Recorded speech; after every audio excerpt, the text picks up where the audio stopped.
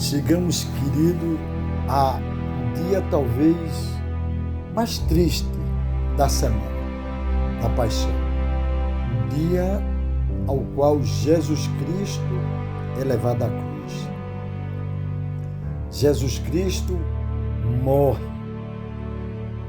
Interessante a gente pensar, porque gera no nosso coração um sentimento de morte, um sentimento de dor.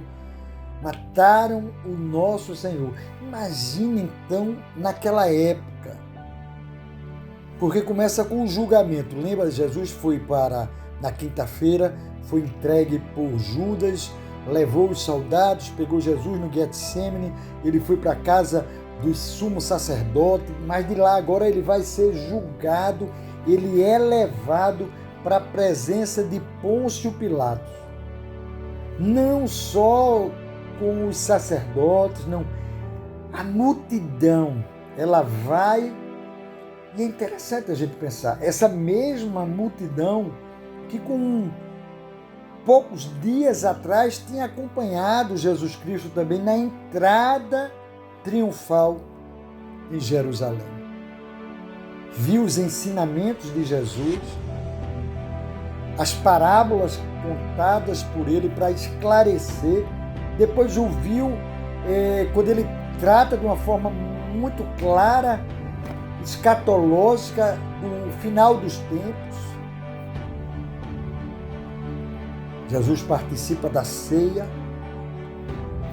lava os pés dos seus discípulos, fala de humildade, de amor, traz um marco, porque a Páscoa judaica, ela dá um passo para agora a Páscoa cristã, aquele marco do cordeiro, do holocausto, das ervas amargas, agora passa a ter o simbolismo do pão, do vinho, fruto do trigo, fruto da videira. Cristo que ressuscitou a Lázaro, que trouxe vista a Bartimeu, que curou o endemoniado, que curou a mulher do fluxo de sangue, a sogra de Pedro, entre tantos outros milagres, a multiplicação dos pães por 2 vezes. Interessante a gente ver. E agora aquele ao qual tantas coisas fez, estava sendo julgado por Pôncio Pilatos. Isso a gente pode ver no contexto dos 4 evangelhos. Todos os 4 evangelhos têm o julgamento de Jesus. Mateus está lá no capítulo 27, Marcos no capítulo 15, Lucas no capítulo 23 e João no capítulo 18. E é interessante porque eu vou usar um pouquinho o evangelho de Mateus, porque eu gosto muito, achei ele completo, achei ele bacana. Mas o começo do evangelho diz assim: quando amanheceu, todos os principais sacerdotes, os líderes religiosos, reuniram-se em conselho para condenar Jesus à morte. E amarrando-o, levaram-no e entregaram a Pilatos, o governador. Interessante que Mateus, ele tira um espaço para falar também do que aconteceu com Judas. Judas tinha, claro, já entregue Jesus Cristo, mas caiu no coração dele o arrependimento.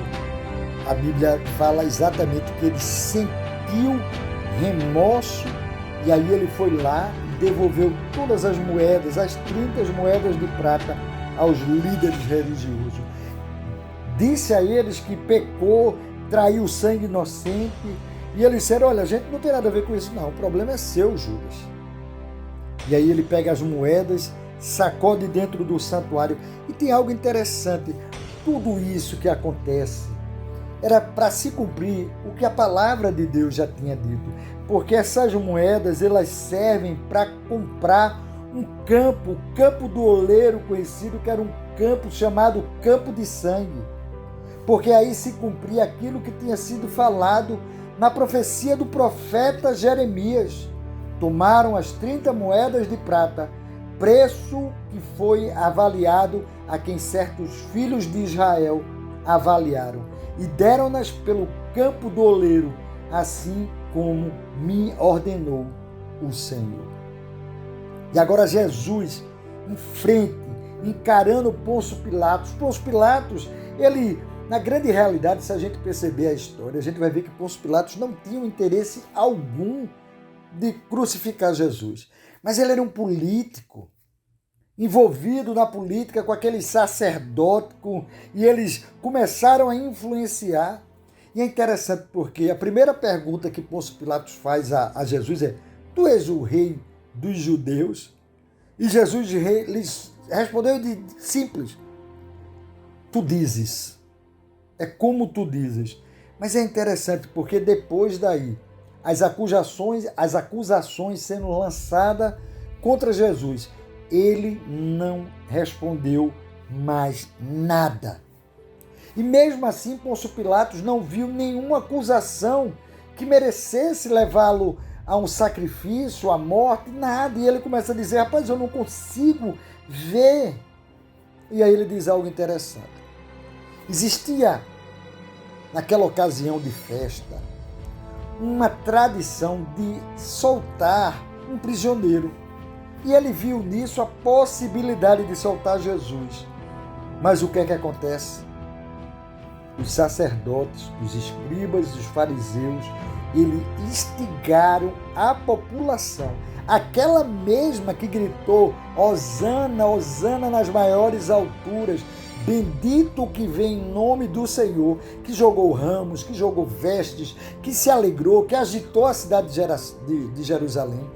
Era a mesma multidão que agora dizia: crucifica-o. Escolheram Barrabás.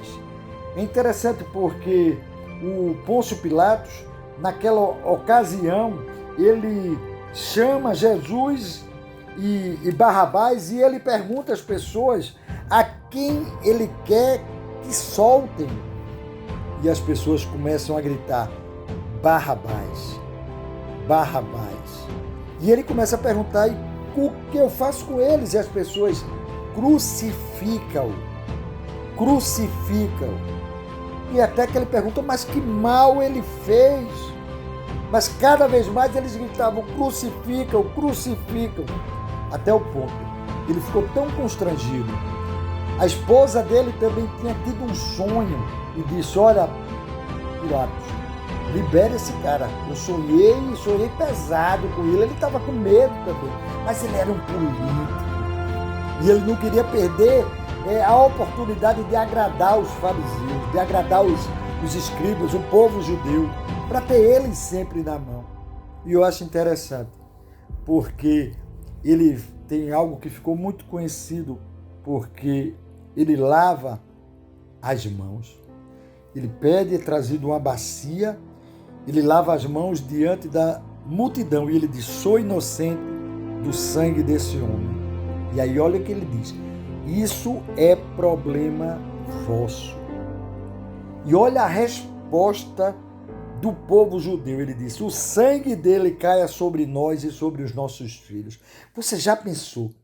Que palavra maldita, que responsabilidade dizer exatamente que o sangue de Jesus caia sobre nós e sobre os nossos filhos. E aí Pôncio Pilatos dá a ordem do espancamento e da crucificação de Jesus. Jesus é ridicularizado, despiram ele, vestiram ele de um manto vermelho, começaram a bater nele, cuspir em seu rosto, colocaram em sua cabeça uma coroa de espinho, em sua mão direita um bordão, e se ajoelhavam diante de Jesus e diziam: viva o rei dos judeus! Viva o rei dos judeus! Batiam com o bordão na sua cabeça. Depois de zombarem muito deles, puseram sua roupa para assim conduzi-lo para a crucificação.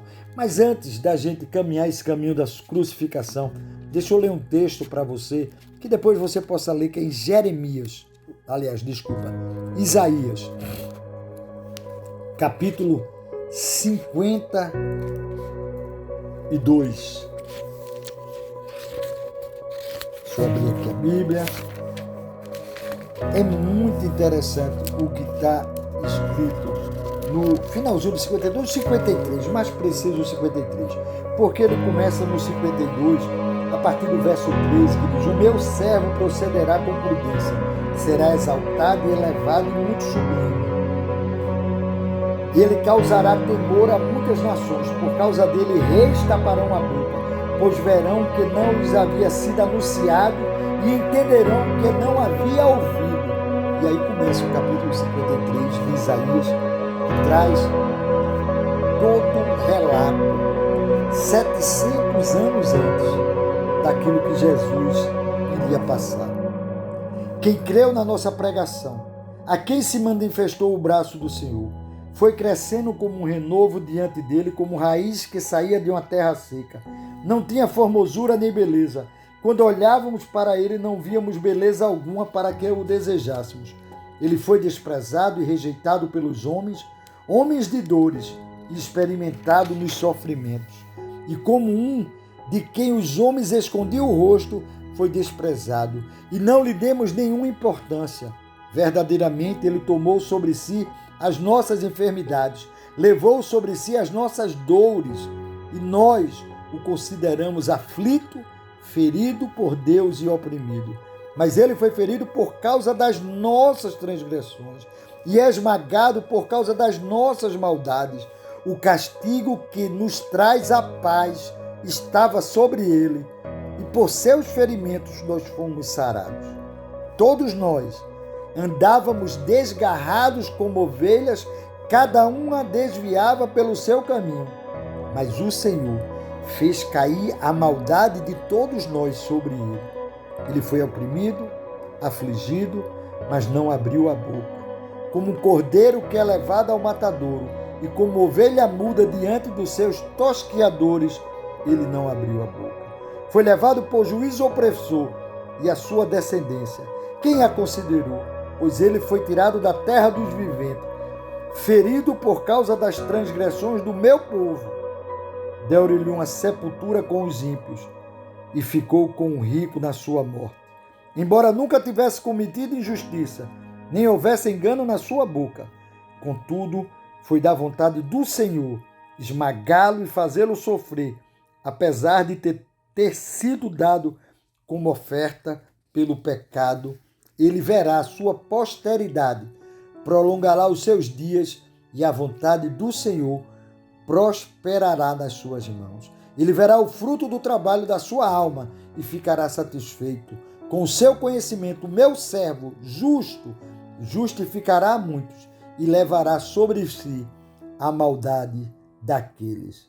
Por isso, eu lhe darei uma porção com os grandes e lhe repartirá o despojo com os poderosos, porque derramou a sua vida até a morte e foi contado com os transgressores, mas ele sobre si, o pecado de muitos, levou sobre si e intercedeu pelos transgressores. Queridos, vocês percebem?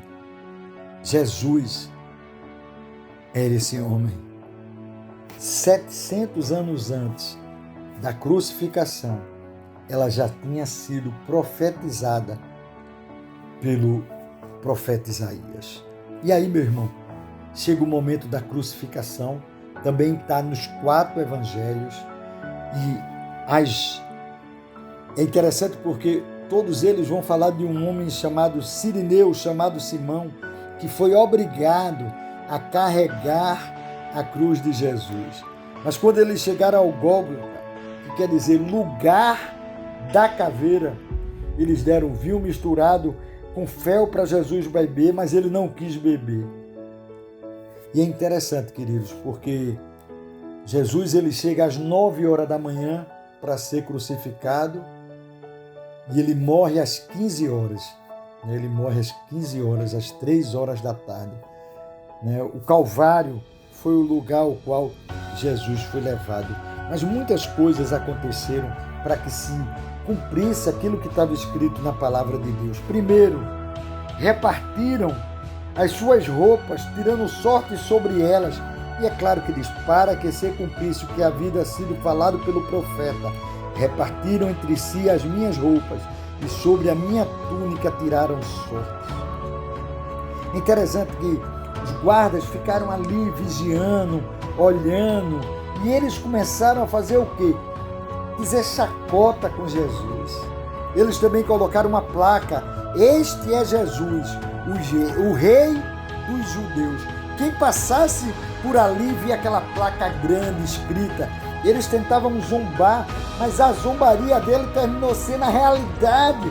O rei Jesus era realmente o rei dos judeus. Com Jesus foram crucificados 2 ladrões, um à sua direita, um à sua esquerda.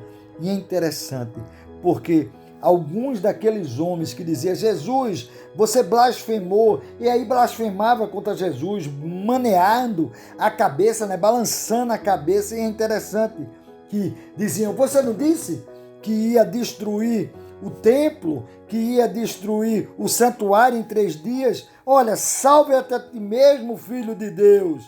Desce dessa cruz. E começaram a ironia. Confiasse em Deus, e ele agora, cadê que ele não te livra? Se ele quisesse bem, tu dissesse que era filho de Deus. E queridos,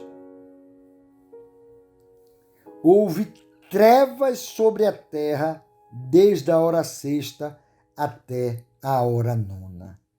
É interessante. Por volta da hora 9ª, Jesus bradou em alta voz: Eli, Eli, lama sabactani. Isso queria dizer: Deus meu, por que me desamparastes?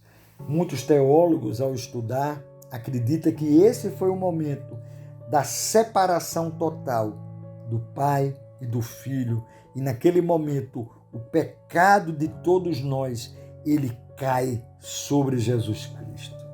Alguns até pensavam, ele está chamando Elias. E novamente, Jesus brada de novo em alta voz, entregando o seu espírito. E eis que o véu do santuário rasgou-se em 2 pedaços, do alto a baixo, e a terra tremeu e as rochas se partiram. E no Evangelho de Mateus diz que muitos sepulcros se abriram e muitos corpos de santos que haviam sido mortos foram ressuscitados. Muito interessante. O centurião, aquele que vigiava Jesus, um daqueles, vendo aquelas coisas, o terremoto, a terra escurecendo, e ele olha e ele diz: em verdade, este realmente era o Filho de Deus. E muitos que estavam ali olhavam de longe tudo aquilo, e entre eles Maria Madalena, Maria, mãe de Tiago e de José, e a mãe dos filhos de Zebedeu. Mas muitas outras pessoas, mulheres, também acompanhavam ele.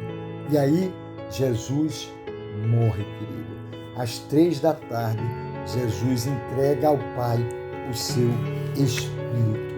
Alguns dos evangelhos, eles trazem de uma forma mais específica esse momento. Todos eles trazem exatamente o Elohim, Elohim, lama sabactani, que é Deus meu, por que me desamparastes?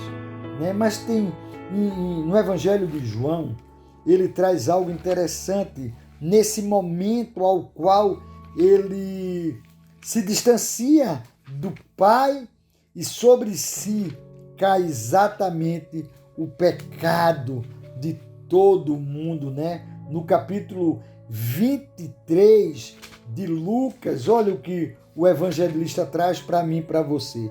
Ele diz que, num momento, ele diz em alta voz: Pai, nas tuas mãos entrego o meu espírito.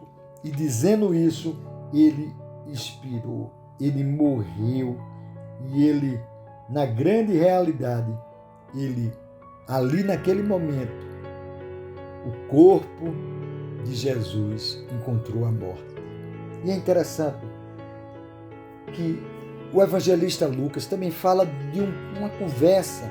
Os outros evangelistas, Mateus, Lucas, ou Mateus, Marcos e João, trata da questão dos dois prisioneiros, né, dos dois criminosos, da direita e da esquerda, de uma forma muito rápida. Mas Lucas, ele se prende a um diálogo que houve entre os três. Um zombava, mas o outro reconhece Jesus e ele diz: não temes a Deus, nem sofrendo essa condenação.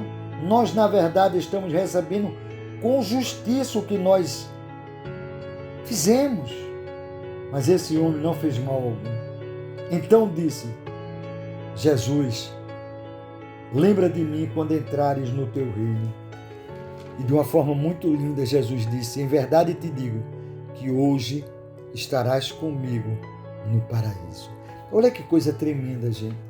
Que coisa linda, maravilhosa. Olha, não precisou de muito, faz isso, pula aquilo, roda para lá, busca aqui, 4 para ali, 4... Não. Simples. Jesus é simples, queridos. Jesus trata as coisas de forma simples e de uma forma muito interessante. Ele diz: ainda hoje estarás comigo no paraíso.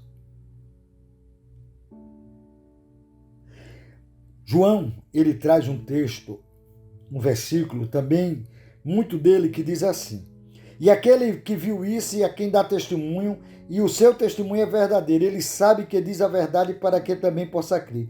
Porque isso aconteceu para que se cumprisse a Escritura: nenhum dos seus ossos será quebrado. Também diz as Escrituras em outro lugar: olharão para aquele a quem transpassaram. Você entende? Jesus, ele morre, porque na morte de crucificação, eles quebravam os ossos das pernas para poder haver um peso do corpo e aí tirar toda a possibilidade de oxigenação do pulmão. O pulmão ficava esmagado.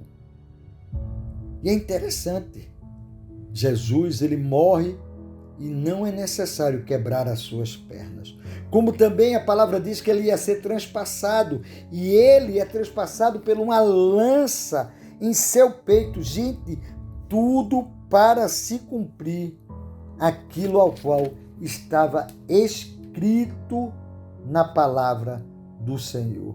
E é muito interessante, queridos, porque cada evangelista traz um detalhe. Uma lança foi transpassada no corpo de Jesus para que se cumprisse o evangelho. O soldado, ele fura o lado do corpo de Jesus, cumprindo então o que estava escrito em Zacarias capítulo 12, no verso 10, e que Apocalipse capítulo 1, verso 7 também traz um entendimento sobre isso. Queridos, Jesus está morto. E junto com ele, muitos sonhos, projetos, planos.